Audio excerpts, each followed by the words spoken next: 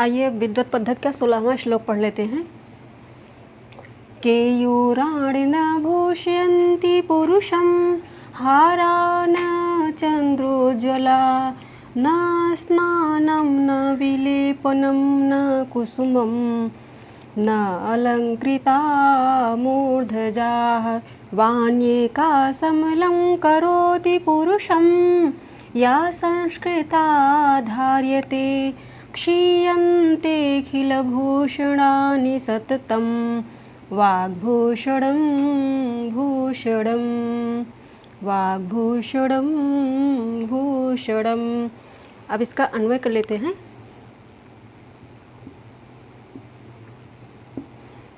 यहाँ से शुरू करेंगे प्रथम पाद से। न केयूराणि, न को पहले रखेंगे। केयूराणि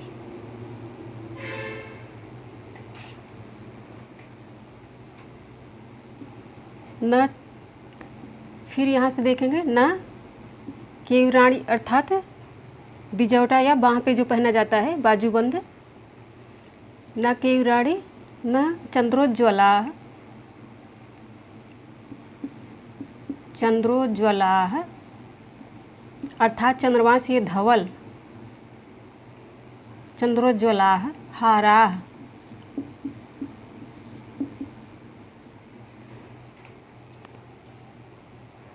अब यहाँ पे दूसरे पाद में आएंगे न स्नानम न विलेपनम। विलेपनम अर्थात जो चंदनादि अंगराग लगाते हैं स्नान के पूर्व, उनको लगा के नहाया जाता है। न विलेपनम न कुसुमम, पुष्पमालाएं जो पहनी जाती हैं। न कुसुमम न अलंकृता मूर्धजाः अर्थात बालों को जो सजाया जाता है। न अलंकृताः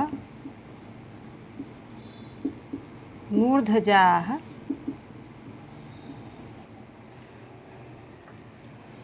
अब यहाँ पे देखेंगे, पहले या को रखेंगे या। अब यहाँ से वाणी को उठाएंगे, या वाणी। अब यहाँ पे संस्कृता को रखेंगे क्योंकि ये इसका विशेषण है, या संस्कृता। अब यहाँ पे धार्यते को रखेंगे, या संस्कृता धार्यते। अब यहाँ पे या है इसलिए सा रखेंगे, सा।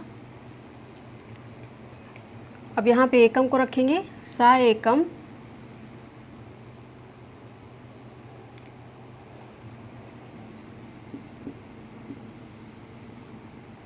पुरुषम,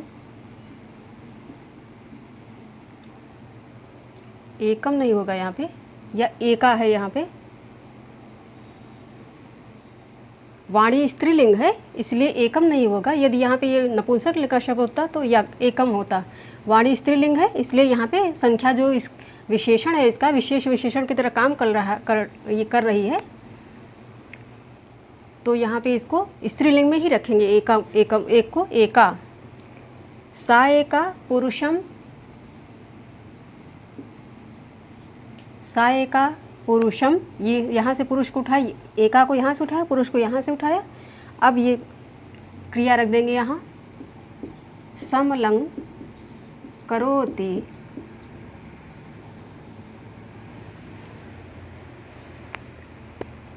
अब यहाँ पे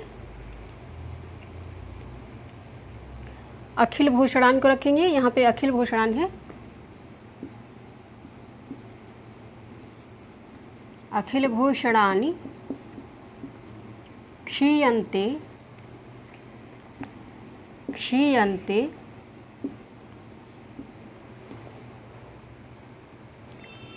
अखिल भूषणान क्षीयन्ते। अब यहाँ पे वाग्भूषणम को रखेंगे, वाग्भूषणम। सततम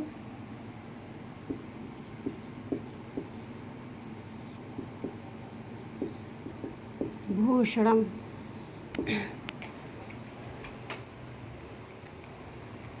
ये सारे पद लग गए हैं। अब इनमें विभक्तियाँ या वचन देख लेते हैं। न ये अव्यय है, जहाँ जहाँ भी न आया है अव्यय है, अव्यय का काम कर रहा है। केयूराण ये नपुंसक लिंग बहुवचन का शब्द है प्रथमा में। चंद्रोज्ज्वला है, ये चंद्रोज्ज्वला है तो यहाँ पे हारा है, ये दोनों ही प्रथमा बहुवचन में है, प्रथमा बहुवचन में है। स्नानम, ये भी स्नानम नपुंसक लिंग में है। विलेपनम दोनों ही समान विभक्ति में है क्योंकि ये दोनों विशेष विशेषण बन रहा है एक दूसरे के। कुसुमम ये नपुंसक लिंग का शब्द है, पुष्पम जैसे होता है। अलंकृता है, ये भी प्रथमा बहुवचन का शब्द है। मूर्धजा है, ये दोनों ही एक दूसरे के विशेष विशेषण हो रहे हैं, तो जो इसका वचन है वही इसका भी वचन है। या यद सकारांत, यद दकारांत है, सर्वनाम है, पुल्लिंग स्त्रीलिंग में है, ये प्रथमा एक वचन में। या वाणी प्रथमा एक वचन है, संस्कृता प्रथमा एक वचन है। धारिते क्रिया है ये। सा यह भी स्त्रीलिंग है, सर्वनाम है, प्रथमा एक वचन में है। और ये एका यह विशेषण है, संख्या है, तो ये स्त्रीलिंग के लिए आया है तो ये स्त्रीलिंग एक वचन में है। ये पुरुषम ये द्वितीय एक वचन में है। समलम करोति यह क्रिया है। अखिल भूषणम ये नपुंसक लिंग है प्रथमा बहुवचन में। क्षीयन्ते ये धातु है। वाग्भूषणम भूषण ये सततम। भूषणम ये सभी नपुंसक लिंग एक वचन में बन रहे हैं। यहाँ पे इसका अर्थ यही लिख दे रही हूँ। केयूराणी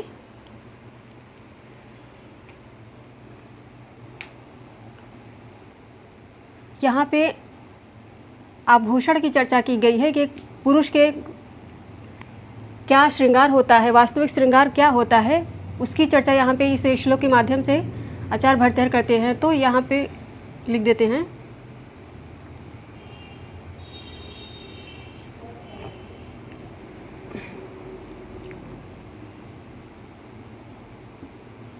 न बाजूबंद पहनने से या धारण करने से न चंद्रमा के समान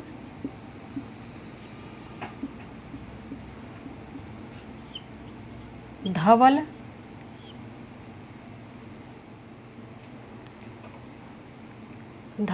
यहाँ पे मुक्ताहार कहेंगे। मुक्ताहार अर्थात मोती का हार, वही चंद्रमा के समान धवल होता है। न चंद्रमा के समान धवल मुक्ताहार धारण करने से, पहनने से कह देंगे, धारण करने से, पहनने से, न स्नान करने से,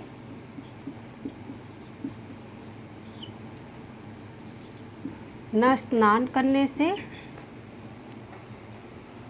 न चंदनादि अंगराग लगाने से,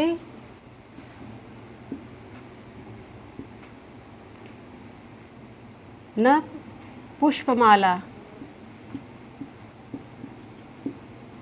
न पुष्पमाला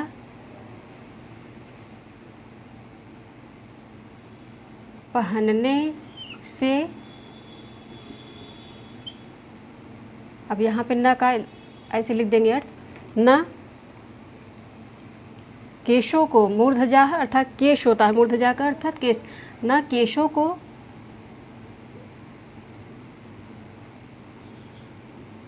न केशों को सजाने से,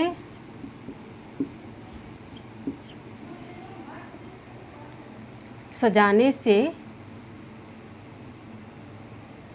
अब यहाँ ब्रैकेट में लिख दे रहे हैं पुरुष की शोभा होती है। या माने जो, वाणी परिष्कृत, संस्कृत का अर्थ होता है परिष्कृत, शुद्ध। जो वाणी परिष्कृत अर्थात शुद्ध, अर्थात व्याकरणादि इत्यादि नियमों से जो परिष्कृत होती है, शुद्ध होती है और उसका गहरा ज्ञान होता है, जो वाणी परिष्कृत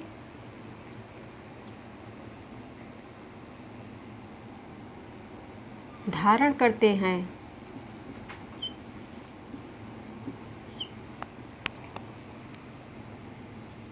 वह एक पुरुष को अलंकृत करती है। अब यहाँ पे अखिल भूषणानि है, समस्त आभूषण, सभी आभूषण नष्ट हो जाते हैं,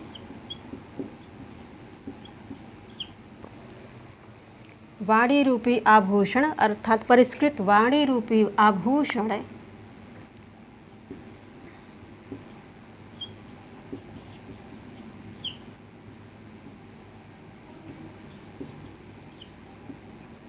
परिष्कृत वाणी रूपी आभूषण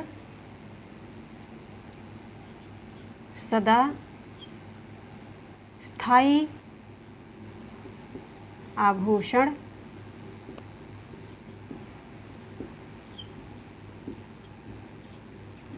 होता है। इस तरह से इसका अर्थ निकल आया। न बाजूबंद पहनने से, बाजूबंद यहाँ पे हाथों पे पहना जाता है, न बाजूबंद पहनने से, न चंद्रमा के समान धवल मुक्ता हार पहनने से, न स्नान करने से, न चंदनादि अंगराग लगाने से, न पुष्पमाला पहनने से,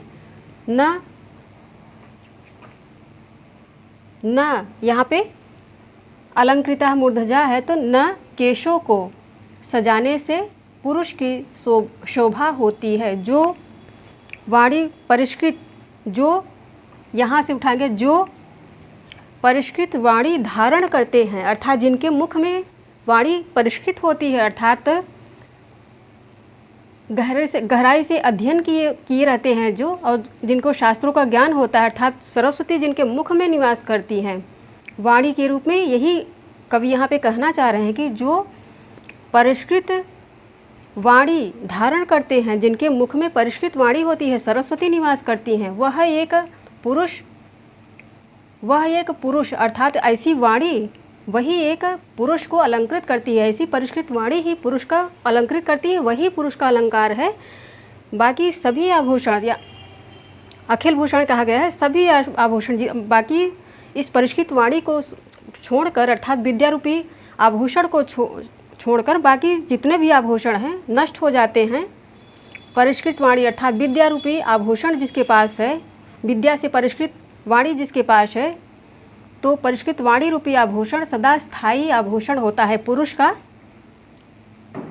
आभूषण। तो यहाँ पे लेखक का कहने का भाव यही है कि जिसके पास विद्या है अर्थात सुसंस्कृत परिष्कृत विद्या जिसके पास है और उस विद्या से जिसकी वाणी परिष्कृत है, जिन्हें जो शास्त्रज्ञ हैं, सभी शास्त्रों को भली भांति जो पढ़े हैं, उसका ज्ञान जिनको है, वही उनका स्थायी धन है और वही उसी शास्त्रों से परिष्कृत उनकी वाणी ही सबसे बड़ा उनका आभूषण। कहीं भी खड़े हो जाएंगे, कितना भी कैसे भी फटे हाल में रहें, लेकिन जहाँ पे बोलने का अवसर आया जाएगा तो उनकी प्रतिभा निकल के आ ही जाएगी। उनका आभूषण सब पे भारी पड़ेगा। भले ही वो सांसारिक रूप से फटा पुराना ही धारण किए हों। इसीलिए पश्चिम में एक लेखक थे सुकरात, वो कहा करते थे कि पुराना कोट पहनो लेकिन किताब नहीं खरीदो। अर्थात आपकी परिस्थिति जैसी भी रहे, लेकिन पढ़ने पढ़ाने के लिए जो चीज़ें हैं उनको आप पूरा प्रयास करके एकत्रित करो। भले ही आप चिथड़े पहने हो, लेकिन किताबें और पढ़ने की सामग्री जो है उसको हमेशा खरीद के रखिए, क्योंकि वही आपका स्थायी आभूषण है। अब इसका व्याकरण देख लेते हैं। अब 16वें श्लोक का व्याकरण देख लेते हैं। तो इसमें समास है केयुराण के बाहुशिखरे यान्ति इति केयुराण। यहाँ पे अलुक समास बन रहा है। चंद्रोज्ज्वला है, चंद्रोज्ज्वला, यहाँ पे चंद्र इव उज्ज्वला अर्थात चंद्र के समान धवल या सफ़ेद। यहाँ पे उपमित समास बन रहा है। अखिल न खिल है, अखिल, यहाँ पे न ये तत्पुरुष बन रहा है। अखिल भूषणानि अखिलानि भूषणानि, यहाँ पे कर्मधारय समास बनेगा। वाग्भूषणम, वाक एव भूषणम, मयूर व्यंजकादित्वात् से रूपक समास यहाँ पे बन रहा है। मूर्धजाः, मूर्धनि जायन्ते इति मूर्धजाः, अर्थात जो सिर पे उत्पन्न होता है, तो यहाँ पे उपपद समास बन रहा है। व्याकरण है केयुराणि, के प्लस या धातु है, ऊर प्रत्यय लगा है यहाँ पे। उज्ज्वला, यहाँ पे उत उपसर्ग है, ज्वल धातु है और अच प्रत्यय लग रहा है। मूर्धजा, यहाँ पे मूर्धन प्लस जन धातु है और ड प्रत्यय लग रहा है। अखिल, यहाँ पे खिल धातु है और का प्रत्यय लग रहा है। भूषण, यहाँ पे भूष धातु है, ल्युट प्रत्यय करणे में लग रहा है, इसीलिए ये भूषणम हो जाता है। यहाँ पे ल्युट लग रहा है इसलिए भूषणम हो जाता है। सततम, यहाँ पे समुपसर्ग है, तन धातु है, अत्ता प्रत्यय है। अब इसमें छंद है शार्दूल विक्रीडित और अलंकार व्यतिरेक है।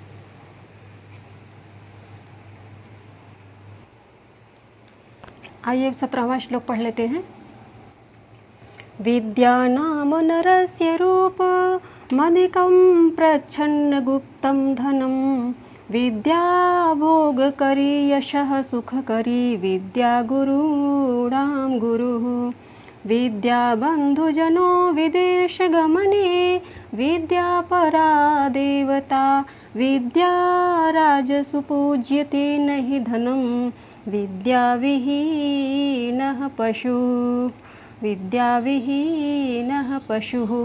यहाँ पे इस श्लोक के माध्यम से आचार्य भट्टाचार्य विद्या की महिमा स्थापित करते हैं।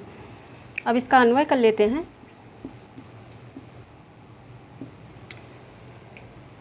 पहले पाद से उठाएंगे। विद्या नाम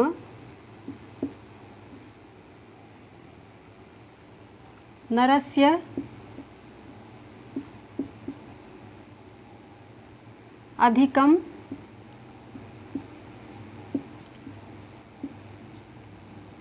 रूपम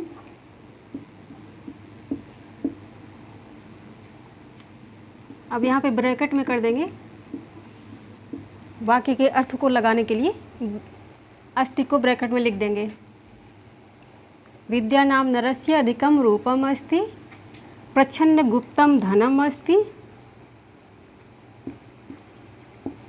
प्रच्छन्न गुप्तम धनम अस्ति। यहाँ पे अस्ति सब में लिखते जाएंगे। प्रच्छन्न गुप्तम धनम अस्ति। अब विद्या भोग करी, विद्या भोग करी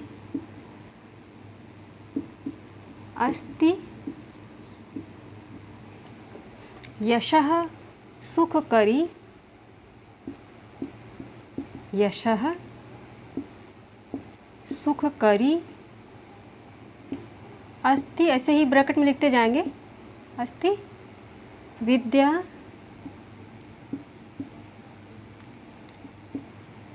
गुरुराम, यहाँ पे उकारांत पुल्लिंग का षष्ठी बहुवचन का शब्द है ये। इस तरह से इसका शब्द रूप चलता है। गुरुराम, गुरु अर्थात गुरुओं की भी गुरु है, गुरु अस्ति। सब में ऐसे ही अस्ति लगाते जाएंगे। विद्या विदेश गमने, विद्या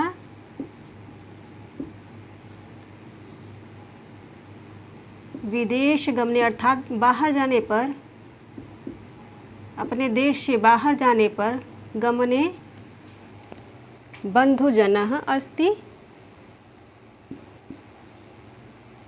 बंधुजना अर्थात मित्र है या अपने सगे संबंधी जैसा रिश्ता निभाती है। अस्ति विद्या परा देवता,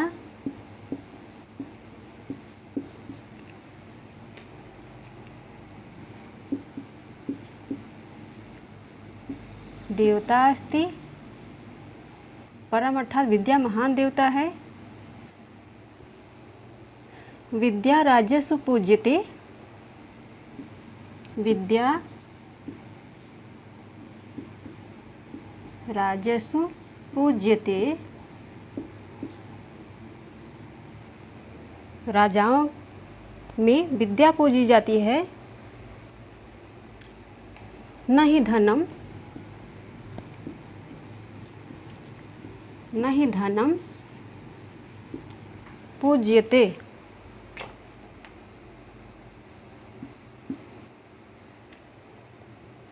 अब यहाँ पे विद्या विहीन है,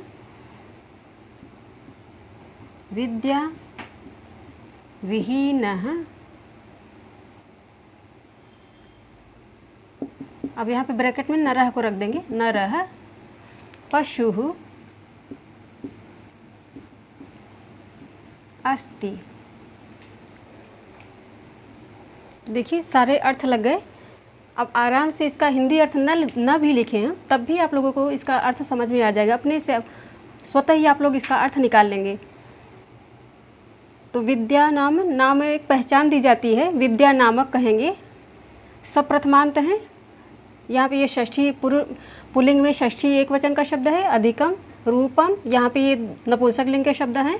प्रच्छन्न गुप्तम धनम, धनम नपुंसक लिंग में है इसलिए ये भी नपुंसक लिंग एक वचन में है। विद्या भोग करी, यशस्सु करी स्त्री एक वचन के शब्द हैं। विद्या गुरुणाम, ये उकारांत पुल्लिंग षष्ठी बहुवचन का शब्द है। ये गुरु हो, यह उकारांत पुल्लिंग का एक वचन का शब्द है। विद्या विदेश गमने, ये यहाँ पे सप्तमी एक वचन में है ये पुल्लिंग में। बंधुजन, ये प्रथमांत है पुल्लिंग में। विद्या परा देवता, ये प्रथमांत है। विद्या राजसी, ये नकारांत पुल्लिंग शब्द है और ये सप्तमी एक वचन में बन रहा है। पूज्यते ये क्रिया है। धनम नहीं, ये अव्यय शब्द है। धनम प्रथमा एक वचन है नपुंसक लिंग में, पूज्यते ये क्रिया है। विद्या विहीन पशु, ये दोनों ही प्रथमांत हैं पुल्लिंग में। नरः पशु अस्ति। इसका अर्थ लिख देते हैं।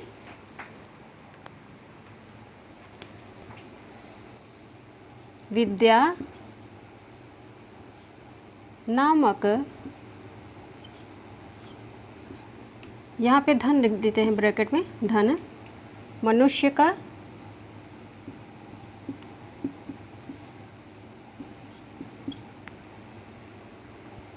अधिकम रूपम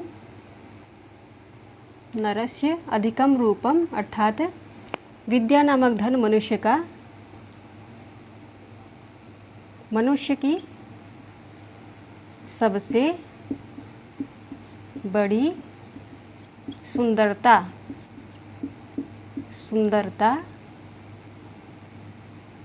है। यहाँ पे रख देंगे।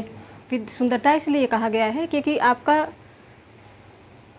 ये सब, हम लोग तो सब मनुष्य ईश्वर की रचना होती है। किसी को भगवान सुंदर बनाते हैं, किसी को कुरूप बनाते हैं, किसी को स्वरूप बनाते हैं। तो इसमें किसी को भी किसी के ऊपर टीका टिप्पणी करके या उसके ताना मार के हंसने का अधिकार नहीं है, क्योंकि किसी को कम क्षमता, किसी को अधिक क्षमता ईश्वर अपने विधान के अनुसार देते हैं। हम कोई संसार के थानेदार नहीं है कि हम सब पे ताना मार के या उस पे हंसे, उस पे छीटा कसी करें। तो ये सब ईश्वर की रचना है। और यहाँ पे यही ऐसा धन है, मनुष्य कितना ही कुरूप हो, लेकिन ईश्वर ने एक विकल्प दिया है मनुष्य को कि तुम कितने भी कुरूप हो, कितने भी खराब हो, लेकिन ऐसे गुण अर्जित करो कि संसार तुम्हारे चरणों पे झुके। तो यहाँ विद्या ऐसा ही धन है। विद्या अर्जन बहुत कठिन होता है। विद्या अर्जन करना, विद्या तभी आती है जब आप तपस्या करते हैं उसके लिए। विद्या अध्ययन तपस्या ही है, क्योंकि इसमें इंद्रियों को समेट के बैठना पड़ता है। इंद्रियां बहुत ही चंचल होती हैं, आपको बहुत ही उकसाती हैं इधर उधर करने के लिए, लेकिन उन्हें समेट के जब तक आप उन्हें समेटे के नहीं, उनका शमन नहीं करेंगे, तब तक वो पढ़ने नहीं देंगी, आपको अध्ययन नहीं करने देंगी। इसीलिए विद्या को तपस्या कहा जाता है कि जैसे तपस्वी ईश्वर की साधना करता है इंद्रियों को समेट के, मन का शमन करके, इंद्रियों का दमन करके, वैसे ही विद्यार्थी को भी इंद्रियों का शमन, इंद्रियों का दमन, मन का शमन करना पड़ता है। इसीलिए हमारे यहाँ ऋषियों ने 25 वर्ष की व्यवस्था की, 25 वर्ष की अवधि निर्धारित की है और उसको अखंड ब्रह्मचर्य का पालन करते हुए विद्या अध्ययन करने की सलाह दी है। तो इसीलिए ये ऐसा धन है, ये ऐसा गुण है कि इसको अर्जित कर लिया तो हम कितने भी कुरूप रहे, सारा संसार हमारे चरणों में झुकेगा। ऐसे ये इसके उदाहरण है साक्षात सुकरात बेहद ही कुरूप इंसान थे, लेकिन इतने बड़े दार्शनिक थे कि आज याद किए जाते हैं। पूरा पश्चिम उनके चरणों में झुकता है और उन्हीं के दम पे आज वो दंभ मारता है कि हमारे यहाँ सुकरात जैसे दार्शनिक हुए थे। अन्यथा पश्चिम वाले कितने बददिमाग होते हैं, चमड़ी को लेके वो इतनी ज़्यादा छीटाकशी करते हैं। भारत में शासन किया लेकिन भारतीयों के साथ कैसा व्यवहार किया, काले काले कह के उन्हें तिरस्कृत करते थे। महात्मा गांधी को मात्र काली चमड़ी होने के कारण फर्स्ट कंपार्टमेंट का टिकट होने के बावजूद उन्हें काली चमड़ी होने के कारण टीसी ने कंपार्टमेंट से बाहर फेंक दिया था। तो ऐसे पश्चिम वालों, ऐसी मानसिकता वाले पश्चिम वालों के यहाँ पे ये सुकरात जैसा व्यक्ति था, बेहद ही काला, बेहद ही कुरूप व्यक्ति था, लेकिन अपनी गुणवत्ता के कारण, अपनी विद्या के कारण उसे बहुत विविध शास्त्रों का ज्ञान था, बहुत पढ़ाकू इंसान था वो। तो उसी व्यक्ति ने कहा था कि इस महिमा को, विद्या की महिमा को, गुण को देखते हुए उसने कहा था कि पुराना कोट पहनो लेकिन किताबें हमेशा नई खरीदो। वो किताबें जहाँ से भी पाता था संग्रह कर लेता था और पढ़ के तभी दम लेता था। और वो किताबें देता भी था तो किसी ऐसे व्यक्ति को जिसको समझता था कि संभाल के रखेगा। और उसी ने ये बात कही, आज उसकी सूक्ति प्रचलित है पूरे संसार में। और वो पश्चिम वाले, गोरी चमड़ी वाले जब काले गोरे का भेद करते हैं लेकिन उसी काले व्यक्ति की पूजा करते हैं। आज वो अभी ऐसे दार्शनिक निकाल दिए जाए उनके कोश से, पश्चिम वालों के कोश से, तो वो कंगाल हो जाएं, क्योंकि ज़्यादा है ही नहीं उनके यहाँ कुछ गर्व करने लायक। तो यहाँ पे इसी विद्या के कारण, इसी विद्या की महिमा के कारण ही ऐसा हुआ है। तो यहाँ पे यही आचार्य भट्टर इस श्लोक के माध्यम से कहने की कोशिश कर रहे हैं कि विद्या की महिमा बहुत बड़ी है। आप कितने भी कुरूप हों, कितने भी बदकिस्मत हो, लेकिन यदि आपके पास ये धन है तो आप संसार में पूजनीय हैं, सारा संसार आपके चरणों में झुकेगा। तो विद्या नामक धन मनुष्य की सबसे बड़ी सुंदरता है।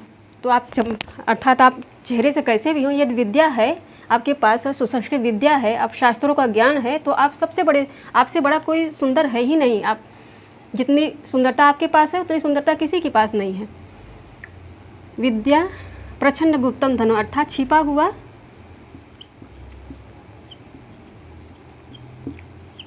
हुआ गुप्त धन है। कितना बढ़िया श्लोक है ये, कितनी गूढ़ बात उन्होंने बताई, आचार्य भट्टर ने इस श्लोक के माध्यम से बताई है। छिपा हुआ गुप्त धन है विद्या, लिख देते हैं यहाँ पे, विद्या भोग देने वाली है। अर्थात विद्या यदि आपके पास है तो सभी भोग सुख साधन आपके पास आ जाएंगे, उसके द्वारा आप अर्जित कर लोगे। भोग देने वाली है, यश और सुख देने वाली है। विद्या गुरुओं की गुरु है। यहाँ पे अस्ति है तो सब अस्ति है का अध्याहार होता जाएगा, सबके साथ ऐसे रखते जाएंगे। विद्या विदेश अर्थात दूसरे देश जाने पर, विदेश जाने पर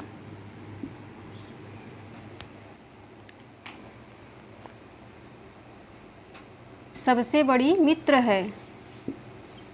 वहाँ आपकी विद्या ही काम आती है।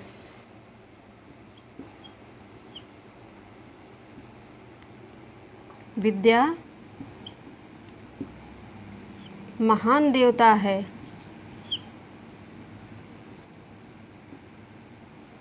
महान या बहुत बड़ी देवता है।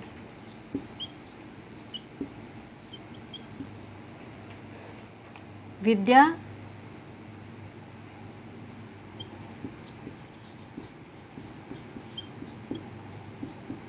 राजाओं के बीच पूजी जाती है। पूजी जाती है, धन नहीं पूजा जाता। विद्या राजाओं के बीच पूजी जाती है, धन नहीं पूजा जाता।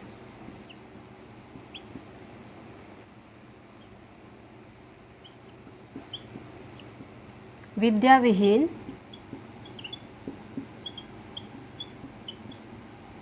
मनुष्य पशु के समान है। देखिए सारे अर्थ लग गए। वैसे इसका अर्थ मैं न भी लिखती तब भी देखिए इतना सरल श्लोक है, इतनी सरल शब्दों में इस श्लोक के माध्यम से कितनी गूढ़ बात बताई है आचार्य भट्टाचार्य ने। यहाँ पे अर्थ न भी लिखती तब भी अन्वय के माध्यम से आप इसका अर्थ आराम से समझ जाएंगे। तो विद्या नामक धन मनुष्य की सबसे बड़ी सुंदरता है। छिपा हुआ, यहाँ पे विद्या कहेंगे, विद्या छिपा हुआ गुप्त धन है। विद्या भोग देने वाली है, यश और सुख देने वाली है। विद्या गुरुओं की गुरु है। विद्या विदेश जाने पर सबसे बड़ी मित्र है। विद्या महान देवता है। विद्या राजाओं के बीच पूजी जाती है, धन नहीं पूजा जाता। विद्या विहीन मनुष्य पशु के समान है। ये इसका अर्थ निकल आया। इसका व्याकरण अब आइए पढ़ देखते हैं। आइए 17वें श्लोक का व्याकरण देख लेते हैं। तो इसमें समास है प्रच्छन्न गुप्तम, प्रच्छन्नम च तत् गुप्त इति च इति विशेषणों भय पर कर्मधारय यहाँ पे है। यशः सुख करी, यशश्च सुखम च इति यशः सुखे। यहाँ पे द्वंद्व समास बन रहा है। विद्या विहीन, यहाँ पे विद्या विहीन, इस तरह से यहाँ पे तृतीय तत्पुरुष समास बनेगा। अब व्याकरण है विद्या, तो यह शब्द कैसे बना है, यह निर्वचन दिया गया है शब्दों का। विद धातु है, क्यप प्रत्यय है और स्त्रीलिंग बनाने के लिए इसको टाप लगाया है। तो क्यप और टाप दो प्रत्यय हैं, विद धातु है। प्रच्छन्न यहाँ पे प्र उपसर्ग है, छद धातु है, अक्ता प्रत्यय कर्मण में लग रहा है। गुप्त यहाँ पे गुप्त धातु है, अक्ता प्रत्यय है कर्मण में। भोग करी, भोग प्लस क्री धातु है, ट प्रत्यय लग रहा है यहाँ पे। यशः सुख करी, यशः प्लस सुख प्लस यहाँ पे क्री धातु है और ट और गीप प्रत्यय लग रहे हैं, दो प्रत्यय लग रहे हैं। गीप प्रत्यय लग गया तो ये स्त्रीलिंग में बन गया शब्द। गुरु यहाँ पे गुरु शब्द ग्री धातु से कु प्रत्यय यहाँ पे लगा है। बंधु यहाँ पे बंध धातु है और उ प्रत्यय लगा है, उ प्रत्यय लगने से बंधु हो गया। विहीन यहाँ पे विसर्ग है, हा धातु है, अक्ता प्रत्यय लग रहा है कर्मण में। और इस श्लोक में अलंकार माला रूपक है और छंद इसमें शार्दूल विक्रीडित बन रहा है।